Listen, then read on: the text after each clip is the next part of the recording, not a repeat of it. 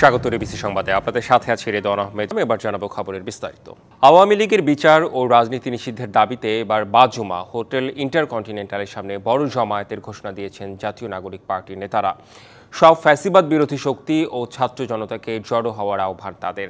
প্রধান উপদেষ্টার বাসভবন যমুনার সামনে ছাত্র জনতার বিক্ষোভ কর্মসূচি থেকে এ আহ্বান জানানো হয়।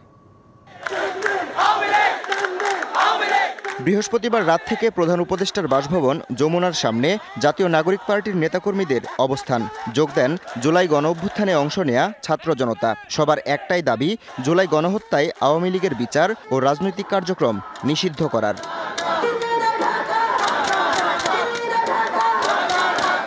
রাত গড়িয়ে সকাল থেকেও উত্তাল যমুনা। এনসিপি নেতাদের অভিযোগ, জুলাই গণঅভ্যুত্থানের 9 মাস পেরিয়ে গেলেও আওয়ামী লীগকে নিষিদ্ধের ব্যাপারে গড়িমসি করছে অন্তর্বর্তী সরকার। আপনারা যদি আজকে রাজপথে নেমে আসুন, তাহলে এই ইন্ডিয়ান যে এক্সটেনশন 1972 সালের যে সংবিধান দিয়ে বাংলাদেশে চেপে বসেছিল, আজকে আমাদের আরেক স্বাধীনতার স্বপ্ন বোর এসেছে। দাবি আদায়ে সব ফ্যাসিবাদ বিরোধী শক্তি ও ছাত্র জনতাকে রাস্তায় নামার আহ্বান এনসিপি নেতাদের। আজকে বোঝা যাবে কারা আওয়ামী লীগের নিষিদ্ধ চায় আর কারা ব্যাকডোর ডিপ্লোমেসিতে ব্যস্ত। সারা বাংলাদেশের জনগণকে আমরা বলবো, বাদজুমা আপনারা হচ্ছেন ফোয়ারার সামনে নেমে আসুন। আওয়ামী লীগ নিষিদ্ধ করেই আমরা ঘরে ফিরব। এই অবস্থান কর্মসূচিতে যোগ দেন ঢাকা মহানগর দক্ষিণের জামায়াতের সেক্রেটারি। তিনি বলেন, আওয়ামী লীগ নিষিদ্ধের দাবি কোনো রাজনৈতিক দল বা সংগঠনের নয়, এটি আপামর জনতার দাবি। সকলের ঐক্যমতের ভিত্তিতে আমরা বাংলাদেশ আওয়ামী লীগের মতো গণহত্যাকারী একটা সংগঠনকে অতি সত্বর নিষিদ্ধ ঘোষণা করে এই ছাত্র জনতাকে নির্বিঘ্নে তার যার যার জায়গায় ফিরে যাওয়ার সুযোগ করে দিতে হবে। হত্যা মামলা থাকলেও সাবেক রাষ্ট্রপতি আব্দুল হামিদের দেশত্যাগের ঘটনায় ক্ষোভও জানান বিক্ষোভকারীরা। DBC news desk. Awami League নিষিদ্ধের সিদ্ধান্ত জনগণই নেবে বলে মন্তব্য করেছেন বিএনপির স্থায়ী কমিটির সদস্য ডক্টর আব্দুল মঈন খান। আর অন্তর্বর্তী সরকার দ্রুত নির্বাচন দিতে ব্যর্থ হলে মানুষ রাস্তায় নেমে আসতে পারে বলে শঙ্কা প্রকাশ করেছেন আরেক নেতা জয়নুল আবদিন ফারুক। শুক্রবার সকালে গুলশানে বিএনপি চেয়ারপারসন কার্যালয়ে যুক্তরাষ্ট্র দ্য কার্টার সেন্টারের প্রতিনিধি দলের সাথে বৈঠক শেষে গণমাধ্যমের সাথে কথা বলেন বিএনপির স্থায়ী কমিটির সদস্য ডক্টর মঈন খান। তিনি বলেন, আওয়ামী লীগ নিষিদ্ধ হবে কিনা সে সিদ্ধান্ত জনগণের। আমরা বিএনপি হিসাবে তো আমরা এই সিদ্ধান্ত নেওয়ার মালিক নয়। আমাদের মহাসচিব ইতিমধ্যে বলেছেন যে জনগণের সিদ্ধান্তর বিষয় এটি, এবং জনগণ সিদ্ধান্ত নেবে কারা নির্বাচন করবে কি না করবে। দেশের রাজনৈতিক, সামাজিক ও আইন শৃঙ্খলা পরিস্থিতি নিয়ন্ত্রণ করতে দ্রুত নির্বাচন আয়োজনে জোর দেন তিনি। যদি বাংলাদেশের স্থিতিশীলতা কোনো কারণে বিঘ্নিত হয়, তাহলে কিন্তু এটা 18 কোটি মানুষের জন্য ক্ষতিকর হবে। এবং সেজন্যই আমরা একটি কথা জোর দিয়ে বলেছি যে জনগণের যারা সত্যিকার প্রতিনিধি, এবং সেই জনগণের সত্যিকার প্রতিনিধি যেটা নির্ধারিত হতে পারে একমাত্র একটি সুষ্ঠু এবং নিরপেক্ষ নির্বাচনের মাধ্যমে। এদিকে জাতীয় প্রেস ক্লাবে এক সমাবেশে বিএনপির নেতা জয়নুল আবেদিন ফারুক আশঙ্কা করেন, দ্রুত নির্বাচন না হলে জনগণ রাস্তায় নেমে আসতে পারেন। জোর করে নির্বাচন আদায় করতে চাই না।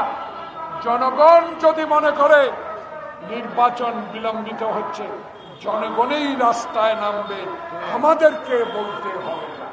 সুষ্ঠু ও নিরপেক্ষ নির্বাচন উপহার দিতে পারলে দেশের মানুষ কৃতজ্ঞতার সাথে অন্তর্বর্তী সরকারকে স্মরণ রাখবে বলেও মন্তব্য করেন তিনি। সত্যিকার ভোটের মাধ্যমে হাসান সাকিব, ডিবিসি নিউজ, ঢাকা। সিদ্ধিরগঞ্জ থানার মিনারুল হত্যা মামলায় কারাগারে নারায়ণগঞ্জ সিটি কর্পোরেশনের সাবেক মেয়র সেলিনা হায়াত আইভি। এর আগে অভিযান শুরুর 6 ঘন্টা পর ভোরে গ্রেপ্তার করা হয় তাকে। রাতে তার বাড়িতে অভিযানে গেলে পুলিশ সদস্যদের অবরুদ্ধ করেন সমর্থকরা। ব্যারিকেড দেওয়া হয় সড়কে। নারায়ণগঞ্জ সিটি কর্পোরেশনের সাবেক মেয়র ও মহানগর আওয়ামী লীগের সিনিয়র সহসভাপতি সেলিনা হায়াত আইভিকে গ্রেপ্তারে বৃহস্পতিবার রাতে অভিযানে যায় পুলিশ।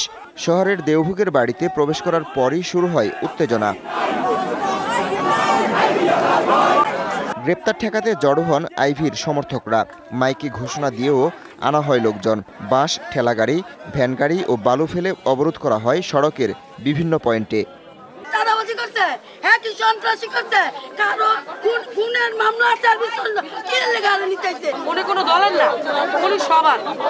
বিক্ষোভের মুখে পুলিশ সদস্যরা অবস্থান নেন আইভীর বাসভবনে। তখনও বাইরে মুহুর্মুহু স্লোগান। নাটকীয় 6 ঘন্টা পর ভোর 5:30টার দিকে গ্রেপ্তার করা হয় এই আওয়ামী লীগ নেতাকে।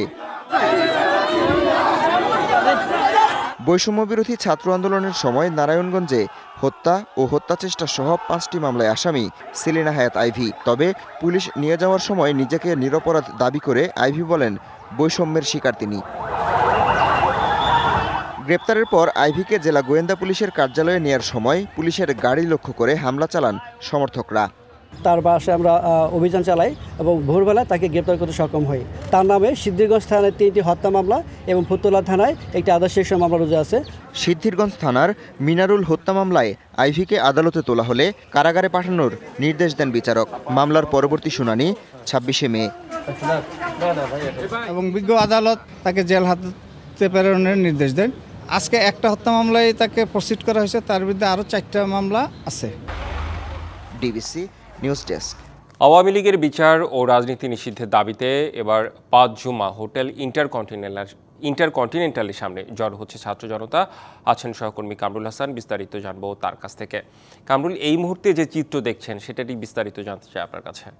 রেদওয়ান, গতকাল রাত 10টা থেকে আওয়ামী লীগের যে বিচারের দাবি এবং নিষিদ্ধকরণের যে দাবিটি রয়েছে সেই দাবির প্রেক্ষিতে কিন্তু জাতীয় নাগরিক পার্টি সহ অন্যান্য সমমনা যে রাজনৈতিক দলগুলো রয়েছে তারা কিন্তু প্রধান উপদেষ্টা যে বাসভবন যমুনা, সেই যমুনার সামনে কিন্তু অবস্থান নিয়েছে। আমরা সকাল থেকেই কিন্তু দলীয় নেতাকর্মী সহ বিভিন্ন শ্রেণী পেশার সাধারণ মানুষ, ছাত্র জনতাও কিন্তু এই দাবি আদায়ের লক্ষ্যে কিন্তু তারাও এখানে সমবেত হয়েছেন। আপনি এখন নিশ্চয়ই দেখতে পাচ্ছেন, এখন কিন্তু তারা পূর্ব ঘোষণা অনুযায়ী যেহেতু জুমাবার পবিত্র জুমার নামাজ আদায় করছেন এবং জুমার নামাজ শেষে তারা ইন্টারকন্টিনেন্টালের সামনে একটি মঞ্চ তৈরি করা হয়েছে। সেই মঞ্চে গিয়ে তারা পরবর্তী যে কর্মসূচি যেগুলো আছে সেগুলো তারা পালন করবেন। আপনারা দেখতে পাচ্ছেন এখানে নামাজ হচ্ছে, আর নামাজ শেষে বিশেষ দোয়াও হতে পারে বলে আমরা জানতে পেরেছি।